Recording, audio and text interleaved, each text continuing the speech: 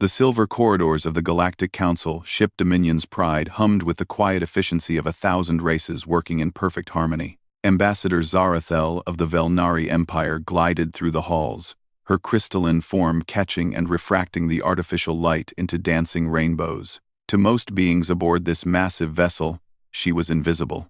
Not literally, though her translucent nature made her easy to overlook, but socially, politically, diplomatically.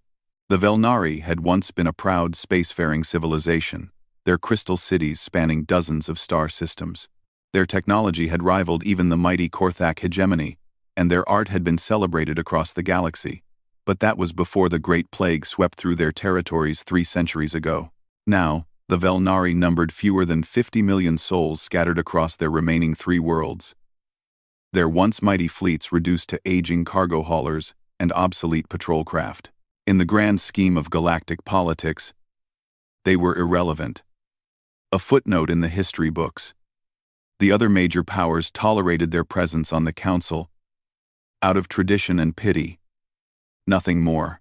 When important decisions were made, when trade agreements were negotiated, when territorial disputes were settled, the Velnari voice was politely heard and promptly ignored. Zarathel had grown accustomed to this treatment over her 20 years as ambassador. She attended every session, filed every report, made every argument her people required of her, knowing full well that her words would fade into the background noise of more important voices. The Korthak hegemony, with their massive military might, the Trade Federation of Silthar, controlling the galaxy's most lucrative shipping routes, the Ethereal Collective, whose psychic abilities made them invaluable mediators. These were the powers that mattered. The Velnari were simply present. Today's session was no different. The great assembly hall stretched out before her like a metallic amphitheater, with representatives from over 200 species arranged in concentric circles around the central speaking platform. The topic under discussion was border security in the Outer Rim territories, where pirate attacks had been increasing. As usual, the major powers were positioning themselves to claim the most profitable security contracts, while paying lip service to galactic unity. Zarathel took her assigned seat in the outermost ring, where the minor civilizations were relegated. To her left sat Representative Flux of the Methane Breathers Consortium, a gelatinous being who communicated through color changes in his semi-transparent body. To her right was Ambassador Keening, Wind Through Stone of the Acoustic Republic, a rock-like creature whose every movement produced musical tones. They nodded politely to each other. Fellow members of the Galactic Irrelevancy Club, the session proceeded predictably. Chancellor Vox High of the Korthak hegemony presented a proposal for military intervention, complete with detailed casualty projections and resource requirements. Trade Master Silthera of the Federation countered with an economic sanctions package that would strangle the pirates' supply lines. The Ethereal Collective's representative, speaking through a shimmering psychic projection, suggested diplomatic outreach to understand the pirates' grievances. As the debate raged, Zarathel noticed something unusual. A new section had been added to the assembly hall since the last session, a small alcove near the emergency exits that she had never seen before. A simple placard identified it as the Human Observer section. Though it appeared to be empty, she found herself staring at it, wondering about these mysterious humans who had apparently been granted observer status without her knowledge. The Velnari maintained extensive databases on all known spacefaring species, a remnant from their more influential days when such intelligence had been valuable. She could recall no entry for any species called humans. They must be a very minor race indeed, to have escaped her people's notice, perhaps a recently uplifted species, or a small colony world seeking recognition. Her contemplation was interrupted when Chancellor Vox High called for preliminary votes on the various proposals. As expected, the minor powers were not invited to participate in this stage of negotiations. They would be allowed to cast meaningless symbolic votes later, after the real decisions had been made by the civilizations that actually mattered. Zarathel was preparing to use this recess to research these mysterious humans when the main entrance to the assembly hall suddenly hissed open. All conversation ceased as every being in the vast space turned to see who would dare interrupt a formal council session. 3 figures strode into the hall with a confidence that seemed to fill the entire space. They were bipedal, roughly humanoid in shape but with several distinctive features that marked them as clearly alien. Their skin appeared to be a range of brown and pink tones, and they had strange fiber-like growths on their heads. Most remarkably, they moved with a fluid grace that spoke of perfect muscular control and contained power. The lead figure, a female based on the diplomatic briefings Zarathel had memorized, wore what appeared to be a simple blue and white uniform. No ornamental armor like the Korthak. No shimmering robes like the Trade Federation. No psychic amplifiers like the Ethereals. Just a practical outfit that somehow commanded more attention than all the finery in the room combined. "I apologize for our late arrival," the human female said, her voice carrying clearly through the acoustically perfect hall without any technological amplification. "I am Ambassador Elena Vasquez of the Terran Federation. We received your invitation to observe these proceedings only recently." Chancellor Voxhigh's forearms gestured dismissively. Yes. The human observers.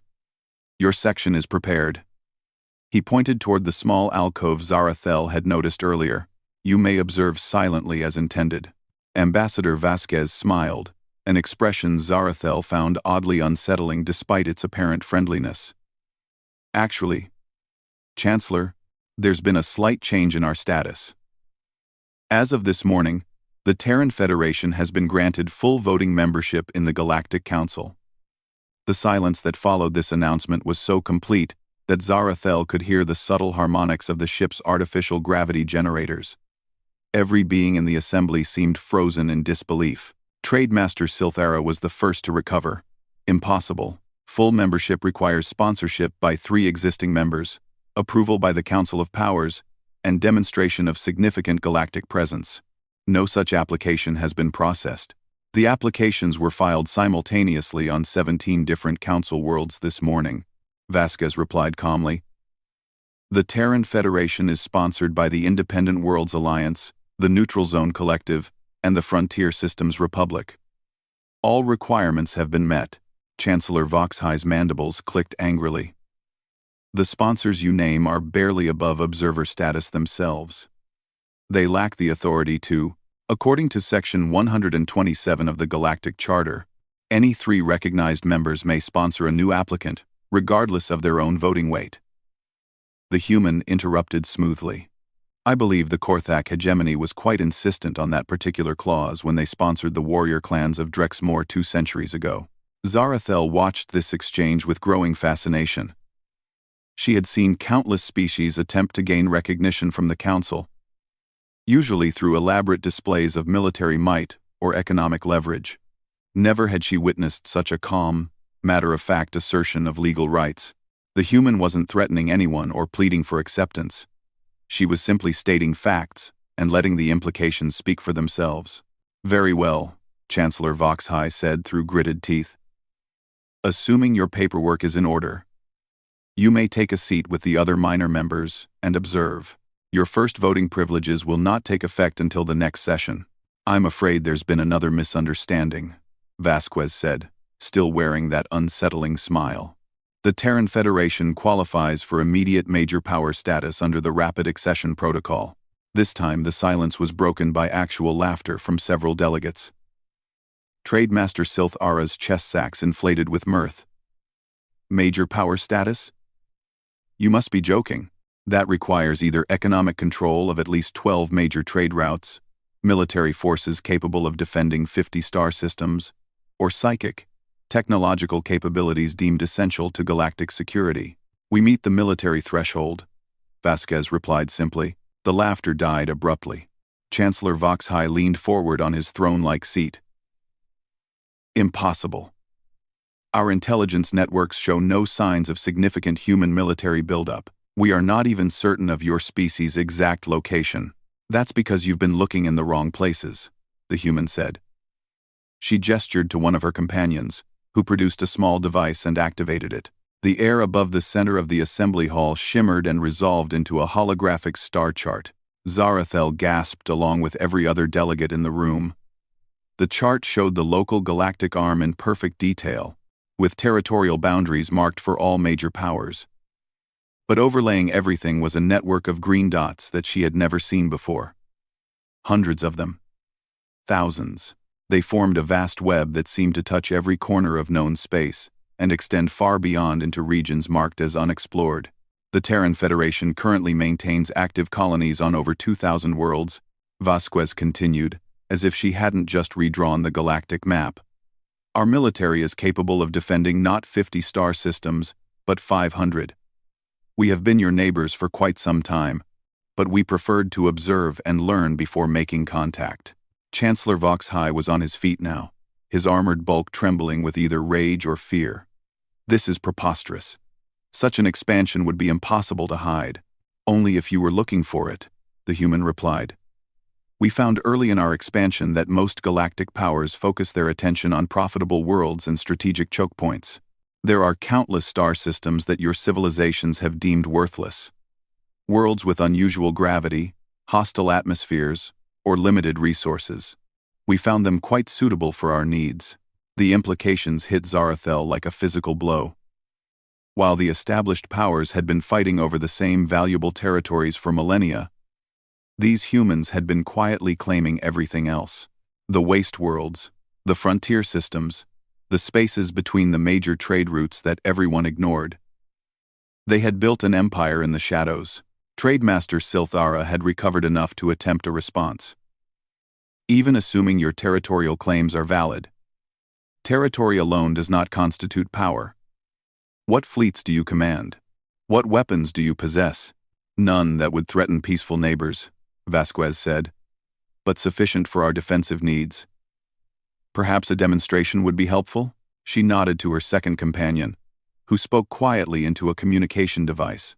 Moments later, every screen in the assembly hall activated simultaneously, showing the same image, the exterior of the Dominion's Pride as seen from space.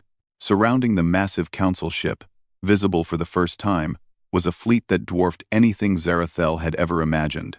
Sleek vessels of clearly alien design hung motionless in the void, their numbers so vast they seemed to stretch to the horizon. Each ship was smaller than the dreadnoughts of the major powers, but their sheer quantity created an intimidating display. These are just our escort vessels, Vasquez explained casually. We felt it would be rude to arrive unannounced without some form of protection. The assembly hall erupted into chaos. Delegates were shouting in dozens of languages, emergency protocols were being activated, and several species were demanding immediate evacuation. Through it all, the three humans stood calmly at the center of the maelstrom, waiting for order to be restored. It took nearly an hour for Chancellor Voxhigh to regain control of the session. When he finally succeeded, his first act was to formally recognize the Terran Federation's membership and grant them major power status. The vote was unanimous, though Zarathel suspected that had less to do with legal requirements and more to do with the armed fleet surrounding the station. As the humans took their seats in the inner circle reserved for the major powers, Ambassador Vasquez caught Zarathel's eye across the assembly hall. The human's expression was friendly but assessing, as if she were filing away details for future reference. For the first time in decades, Zarathel felt truly seen by another delegate. The remainder of the session passed in a blur of revised proposals and hastily rewritten agreements. The piracy problem in the Outer Rim, which had seemed so important that morning, was quickly resolved when the humans offered to patrol several disputed regions as a gesture of good faith. Their intimate knowledge of local space routes and hidden bases suggested they had been monitoring the situation far longer than anyone realized. When the session finally adjourned, Zarathel found herself walking beside Ambassador Vasquez toward the diplomatic quarters. The human seemed to be deliberately matching her pace, though she could have easily overtaken the Velnari's gliding movement. Ambassador Zarathel, Vasquez said without preamble, I've read your species' history. The Velnari were once a remarkable civilization. Were, Zarathel agreed sadly. Past tense is the correct usage. We are shadows of what we once achieved. Perhaps, the human said. But shadows can be useful things. They reveal the true shape of what cast them, and they can provide shelter when the light becomes too harsh. Zarathel wasn't sure what to make of this cryptic comment, but before she could ask for clarification, they had reached the diplomatic quarters. Vasquez stopped at the door marked with the Terran Federation seal. When had that been installed? And turned to face the Velnari ambassador. There will be changes coming to the council, she said quietly. The old balance of power is going to shift dramatically. When it does, the minor civilizations may find themselves with more influence than they ever expected. I hope you'll remember that friendship is often more valuable than territory or trade routes. With that, she disappeared into her quarters, leaving Zarathel alone in the corridor with her swirling thoughts. She made her way back to her own modest quarters, her mind racing with implications and possibilities. For the first time in 3 centuries, the Velnari might matter again. But as she began composing her report to send back to her homeworld, Zarathel couldn't shake the feeling that she was standing at the edge of a precipice. The humans had emerged from nowhere to reshape galactic politics in a single day. What else were they capable of? And more importantly, what did they want? As she worked late into the night cycle, drafting and redrafting her analysis of the day's events, Zarathel found herself returning again and again to Ambassador Vasquez's final words. Changes were coming, the human had said. The question was whether those changes would lift up civilizations like the Velnari, or sweep them away entirely. Outside her window, she could see the distant lights of the human escort fleet, still maintaining their protective formation around the council ship. They hung in the void like sleeping giants, beautiful and terrifying in their implied power. Whatever came next, the galaxy would never be the same. The age of human dominance had begun, and Zarathel found herself hoping that her people would be wise enough to recognize the opportunity it represented. The alternative was too frightening to contemplate. 6 months had passed since the humans revealed themselves to the Galactic Council, and the political landscape had changed so dramatically that Zarathel barely recognized the organization she had served for 2 decades. The Dominion's pride still served as the Council's mobile headquarters, but its mission had evolved from maintaining the status quo to managing rapid transformation across hundreds of star systems. The changes had begun immediately after that first session. Within a week of the Terran Federation's dramatic entrance, 3 minor civilizations had petitioned for upgraded status, citing newly discovered resource deposits and expanded territorial claims. The Acoustic Republic had revealed a network of gravitational wave communication stations that connected half the galaxy, technology they had been developing in secret for centuries. The Methane Breathers Consortium had announced that their simple gas giant colonies were actually massive industrial complexes capable of outproducing most major worlds. It seemed that the humans had inspired everyone to reveal their hidden capabilities. Zarathel stood in her expanded quarters. The Velnari had been granted significant upgrades to their diplomatic accommodations, reviewing intelligence reports that would have been impossible to obtain just months ago. Her people's historical networks, dormant for generations, had suddenly become valuable again. Ancient treaties and forgotten alliances were being resurrected as minor powers sought to position themselves in the new order. A soft chime announced an incoming transmission from her homeworld. The holographic projection of Elder Prime Quindara materialized above her communication console, the ancient Velnari's crystalline form flickering with internal light patterns that indicated high excitement. Ambassador Zarathel, the Elder Prime began without preamble. The Council of Ancients has reached a unanimous decision regarding your recent reports. We are authorizing you to accept the human proposal. Zarathel's own internal luminescence pulsed with surprise. Elder Prime, the proposal was only transmitted yesterday. Surely the Council requires more time to consider. We have had 3 centuries to consider our options. Quindara interrupted, her tone carrying the weight of accumulated wisdom. Every path we explored led to gradual extinction. Now these humans offer us something we had not dared hope for. Relevance. The proposal in question had arrived through unofficial channels, delivered by a human diplomatic aide who had simply appeared in Zarathel's office without any security clearance or appointment. The woman had been polite but direct, explaining that the Terran Federation was interested in forming closer ties with select civilizations that shared certain values and perspectives. The offer was unprecedented: full access to human trade networks, technological exchange programs, and mutual defense agreements. In return, the Velnari would serve as cultural and historical advisors, helping the humans understand the complex web of relationships that governed galactic politics. It was the kind of partnership that could restore her people to significance within a generation. The risks are substantial, Zarathel felt compelled to point out. We do not fully understand human motivations or long-term objectives. Aligning ourselves too closely with them could make enemies of the traditional powers. Elder Prime Quindara's form shifted to deeper blue tones, indicating contemplation mixed with resolve. The traditional powers have already made their position clear. We exist at their sufferance, nothing more. Better to gamble on potential friendship than accept certain irrelevance. Before Zarathel could respond, another chime indicated an urgent communication from the council chambers. She bid farewell to the Elder Prime and activated the main view screen to find chaos erupting in real time. The emergency session had been called by Chancellor Voxhai, who stood at the central podium with his forearms spread wide in a gesture of frustrated authority. Around the amphitheater, delegates from dozens of species were engaged in heated arguments, their voices creating a cacophony of anger and confusion. "Order!" the Chancellor bellowed, his translator broadcasting the demand in hundreds of languages simultaneously. "We will have order in this chamber." As the noise gradually subsided, Zarathel was able to piece together the cause of the commotion from the ongoing debates. The Korthak hegemony had attempted to assert dominance over a disputed star system in the Outer Rim, sending a battle fleet to establish military control. It was the kind of aggressive expansion that had been routine for centuries, usually resulting in a few formal protests and eventual acceptance of the new territorial reality. This time had been different. The human response was completely unprovoked.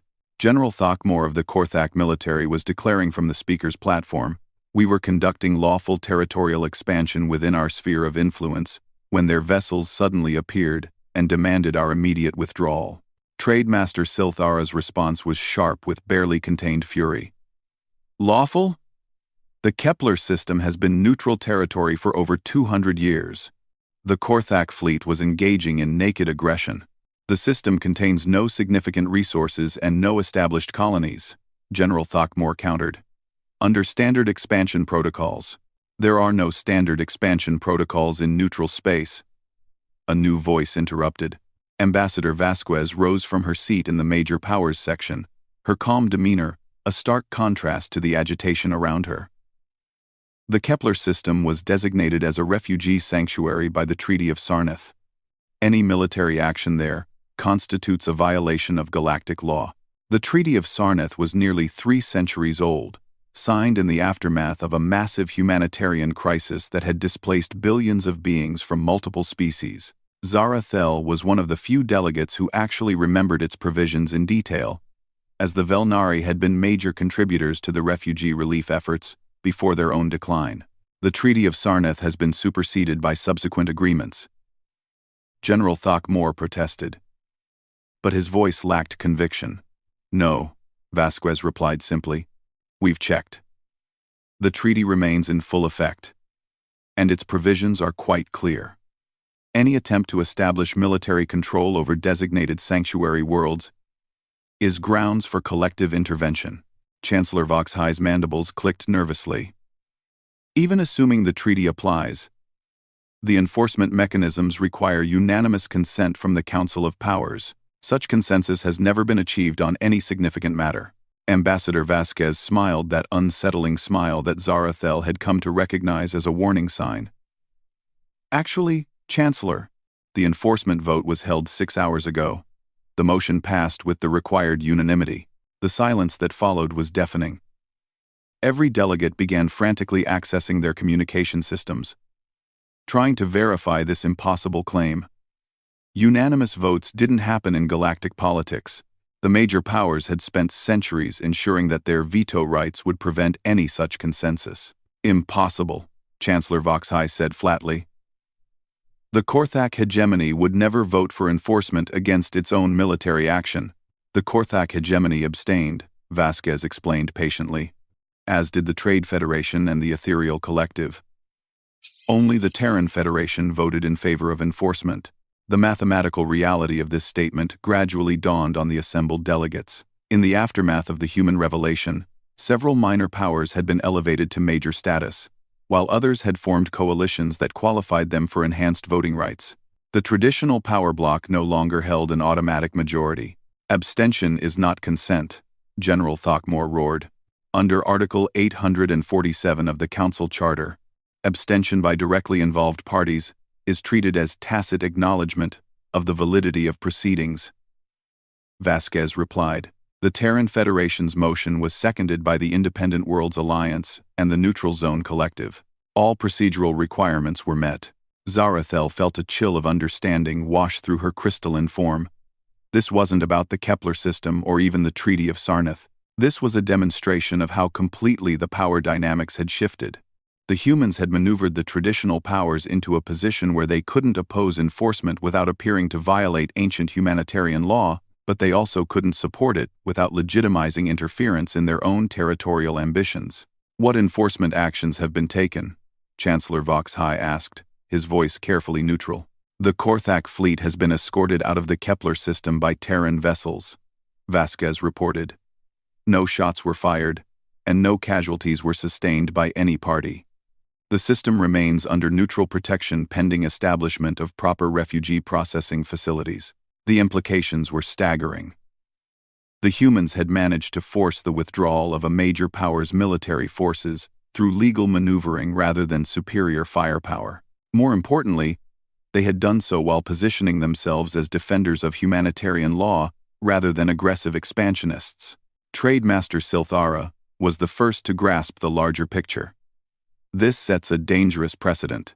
If any power can invoke ancient treaties to justify interference, then perhaps we should all be more careful about which treaties we choose to honor, Vasquez interrupted smoothly. The Terran Federation believes that the rule of law should apply equally to all civilizations. Regardless of their military or economic strength, the debate that followed lasted for hours, but its outcome was never really in doubt.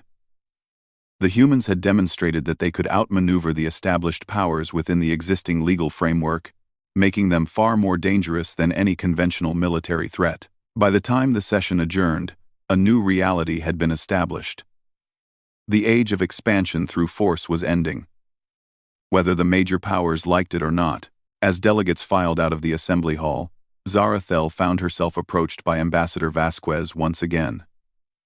The human woman seemed to have an uncanny ability to appear exactly where she needed to be. That was masterfully executed, Zarathel said honestly. Your people have clearly studied our legal systems far more thoroughly than anyone realized. Knowledge is the most effective weapon, Vasquez agreed. But it's also the best foundation for friendship. We understand that trust must be earned, especially given how dramatically we've disrupted the status quo. They walked together toward the diplomatic quarters, their path taking them past windows that offered views of the space around the council ship. The human escort fleet was still there, but its formation had changed. Instead of the protective shell that had surrounded the Dominion's pride for months, the vessels were now spread out in a complex pattern that suggested active patrol duties, rather than simple guard duty. The Korthak fleet that withdrew from the Kepler system, Zarathel said carefully. Was it really escorted away? Or was it forced to retreat? Vasquez considered the question for a moment before answering. General Throckmore was given a choice. He could withdraw his forces immediately and file a formal protest through diplomatic channels, or he could attempt to maintain his position and face the consequences of violating galactic law. He chose wisely. Active, and if he had chosen differently, the human's expression grew serious. Then today's session would have been very different. The Terran Federation has no interest in conquest or domination, Ambassador. But we will not allow the strong to prey upon the weak. Too much of galactic history has been written by those with the biggest fleets and the most ruthless leaders.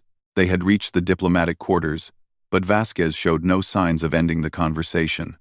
Instead, she leaned against the wall in a casual posture that somehow made her seem more approachable.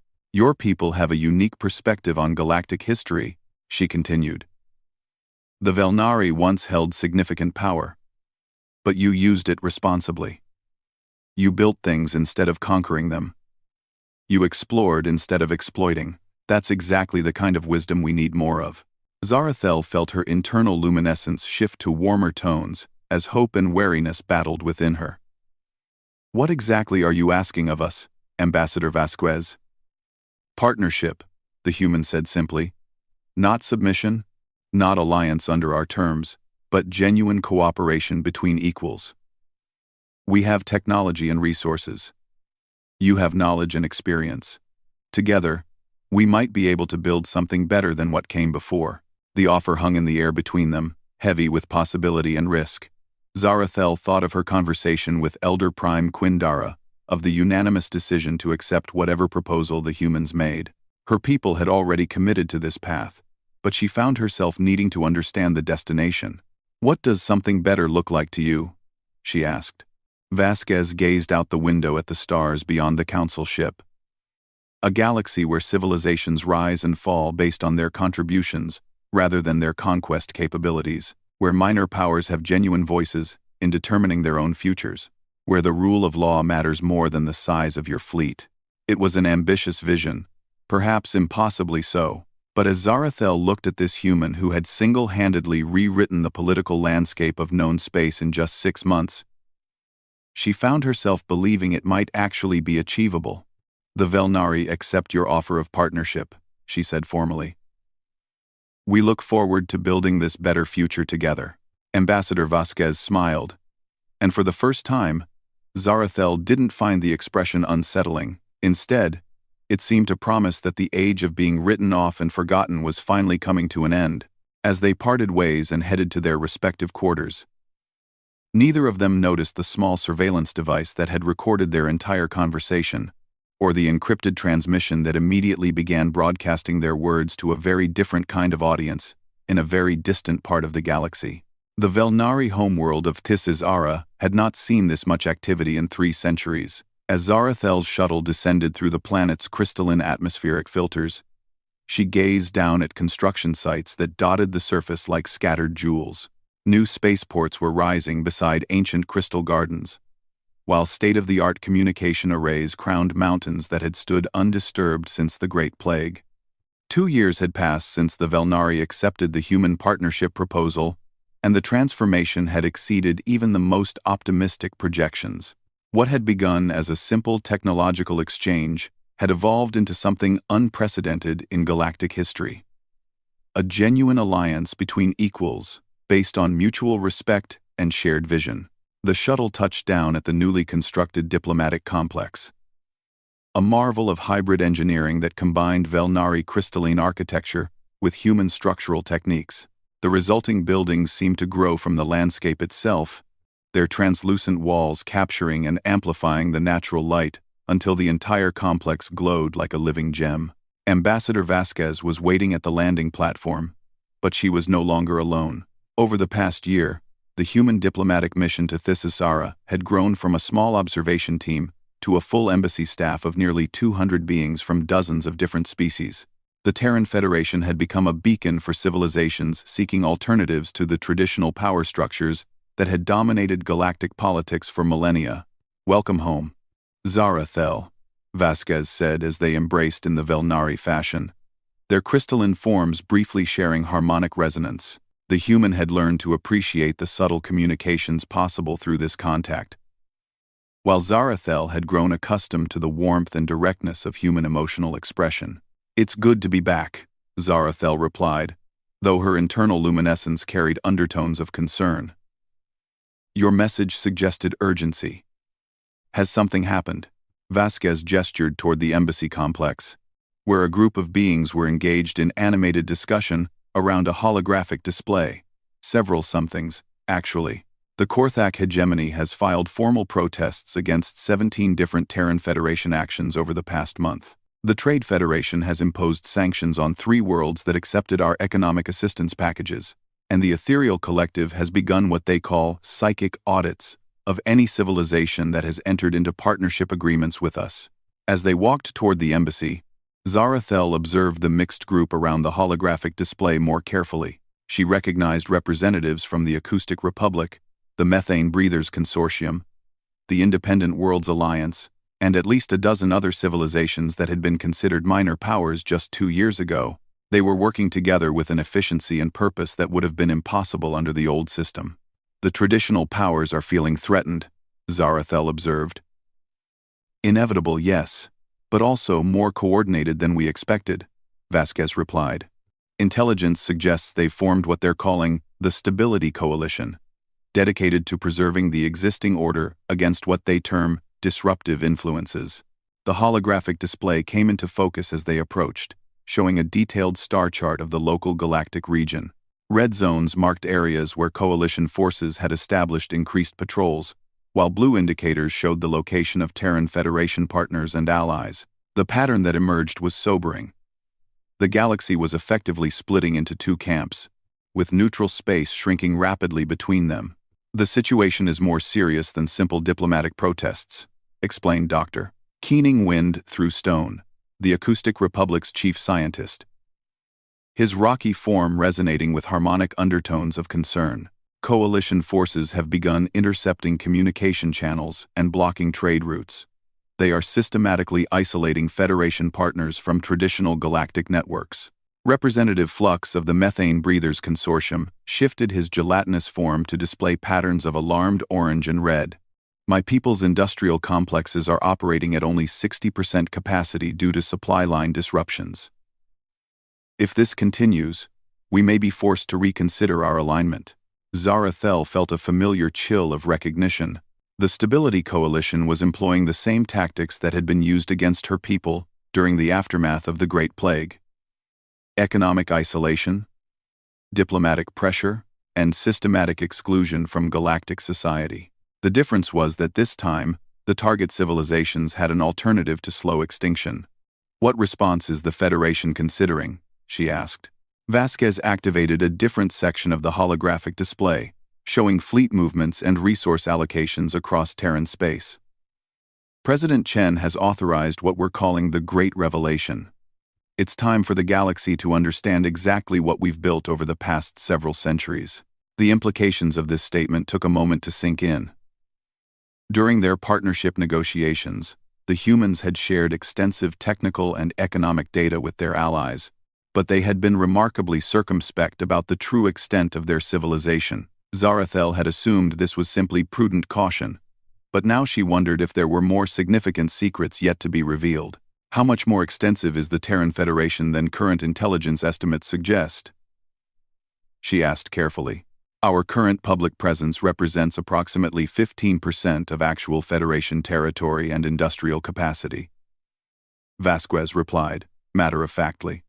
We felt it would be destabilizing to reveal our full scope too quickly. The casual way this bombshell was delivered left every non-human in the group staring in stunned silence. Representative Flux's form turned completely white, while Dr. Keening Wind through Stone emitted a harmonic tone that conveyed absolute astonishment. Zarathel's own luminescence cycled through the entire spectrum before settling on a pale blue that indicated mental overload. 15%? She managed to say. You're saying that everything we've seen, all the territorial claims and fleet capabilities that shocked the galactic community 2 years ago, represents less than a sixth of your actual strength? The Federation spans over 12,000 star systems across 3 galactic arms, Vasquez confirmed. Our industrial output exceeds that of all other known civilizations combined. Our exploration fleets have mapped regions of space that most species don't even know exist. We have been extremely conservative in our public presence. The strategic implications were staggering. If the humans had been holding back such overwhelming capabilities, their restraint in dealing with the traditional powers took on an entirely different meaning. They hadn't been cautious out of weakness or uncertainty. They had been giving their opponents every possible chance to adapt to the new reality peacefully. The Stability Coalition doesn't know this, Zarathel said, and it wasn't a question. They suspect we're more capable than we've demonstrated, but they have no concept of the actual scale, Vasquez agreed. Chancellor Voxhai and his allies are operating under the assumption that they can pressure us into accepting a subordinate role in the galactic hierarchy. They believe that economic sanctions and diplomatic isolation will force us to compromise. Dr. Keening Wind through Stone resonated with tones of growing understanding. But you're not going to compromise. You're going to show them exactly how outmatched they are. We're going to show everyone, Vasquez corrected. The Great Revelation isn't targeted at the Stability Coalition specifically. It's designed to establish a new baseline for galactic civilization. When species understand what's actually possible, when they see the true scope of what cooperative societies can achieve, the old competitive paradigms will become obsolete. Representative Flux had recovered enough to shift his form to questioning Purple. What does this mean for those of us who have already committed to partnership with the Federation? Will we become targets for coalition retaliation? You'll become examples of success, Vasquez replied confidently. One of the key components of the Great Revelation is demonstrating how dramatically our partner civilizations have advanced over the past 2 years. The Velnari alone have tripled their population and expanded to 6 new star systems. The Acoustic Republic's communication networks now span half the galaxy. The Methane Breathers Consortium has become the most efficient industrial platform in known space. Zarathel felt her luminescence shift to warmer tones as she considered the implications. The humans weren't just revealing their own capabilities, they were showcasing the potential that existed within every civilization when freed from the artificial constraints imposed by the traditional power structure. When does this revelation begin? She asked. It already has, Vasquez replied, gesturing toward the communications array that crowned the embassy complex. 3 hours ago, President Chen addressed the Galactic Council from the Terran capital of New Geneva. Every species in known space is receiving a comprehensive overview of Federation capabilities, territorial extent, and long-term objectives. The group around the holographic display immediately began accessing communication networks to view this historic transmission. President Chen appeared as a middle-aged human woman with graying hair and eyes that seemed to carry the weight of entire civilizations. She stood before a backdrop that showed the sprawling crystal and metal cityscape of humanity's capital world. But her words were directed at an audience of trillions across the galaxy. Citizens of the galaxy, the president began, her voice carrying clearly despite the vast distances involved. 2 years ago, the Terran Federation announced its presence to the galactic community. Today, we wish to share with you the full extent of what we have achieved, and more importantly, what we believe is possible when civilizations work together rather than against each other. What followed was a presentation that redefined Zarathel's understanding of what was possible. The Federation's actual territory was shown in detail, revealing a network of interconnected civilizations that spanned distances she had thought impossible to traverse, let alone govern effectively. Their technological achievements included faster-than-light communication, matter conversion systems, and environmental restoration techniques that could rehabilitate entire dead worlds within decades. Most remarkably, the human expansion had not been accomplished through conquest or displacement of existing species. Instead, they had focused on worlds and regions that other civilizations had deemed worthless or uninhabitable. Through advanced terraforming and adaptation technologies, they had created thriving colonies in places that conventional wisdom said could never support life. The galaxy is vast beyond comprehension, President Chen continued. There are millions of star systems that remain unexplored, billions of worlds that could support thriving civilizations, and resources enough to ensure prosperity for every being that draws breath. Competition for territory and resources is not necessary. It is a choice. And it is a choice that leads inevitably to conflict and suffering. The transmission included detailed proposals for expanded cooperation, technological sharing programs that could eliminate scarcity within a generation, exploration initiatives that would open entire new regions for colonization, and governance frameworks that would ensure every civilization had a meaningful voice in determining the future of galactic society. As the presentation concluded, the group around the holographic display sat in stunned silence. The scope of what they had witnessed was almost impossible to process. The humans had not simply revealed their true capabilities. They had outlined a blueprint for fundamentally transforming galactic civilization. "This changes everything," Dr. Keening Wind Through Stone said finally, his harmonic tones carrying undertones of awe and apprehension. "The traditional powers will never accept such a proposal peacefully." The powers clue. The Trite too. No. Vasquez agreed. They won't. Chancellor Voxhai is probably meeting with his military commanders right now, planning their response to what they'll perceive as an ultimatum. The Trade Federation will be calculating whether they can somehow profit from the new paradigm. The ethereal collective will be trying to determine if they can maintain their influence in a truly cooperative galaxy. Representative Flux shifted to patterns of deep concern. And if they decide that military action is preferable to accepting the new reality, then they will discover exactly how outmatched they really are, Vasquez replied quietly. The Federation has spent 3 centuries preparing for every possible contingency. We have defensive capabilities that make our current escort fleets look like pleasure craft. But more importantly, we have something that military force can never overcome: the active support of beings who have experienced what cooperation can achieve. Zarathel felt her crystalline form resonate with harmonics of determination. Over the past 2 years, she had watched her people emerge from the shadow of extinction to reclaim their place as a meaningful civilization. The Velnari had tasted hope again, had seen their children growing up in a galaxy where their contributions mattered. No force in the universe could make them surrender that future willingly. The Velnari stand with the Federation, she declared formally. Whatever comes next, our people will not return to irrelevance. Similar declarations came from every representative present. The humans had not conquered these civilizations or bribed them into submission. They had shown them what was possible when strength was used to protect and nurture rather than dominate and exploit. As the group began dispersing to contact their respective governments and prepare for whatever response the Stability Coalition might attempt, Zarathel found herself walking with Ambassador Vasquez toward the crystal gardens that surrounded the embassy complex. The ancient Velnari structures glowed softly in the evening light, their harmonies creating a peaceful counterpoint to the momentous events unfolding across the galaxy. "Elena," Zarathel said, using the human's given name for the first time. "May I ask you something personal?" After 5-2 awful, of course. When your people first revealed themselves to the Council, you seemed so confident that everything would work out as planned. Did you really know how this would all develop?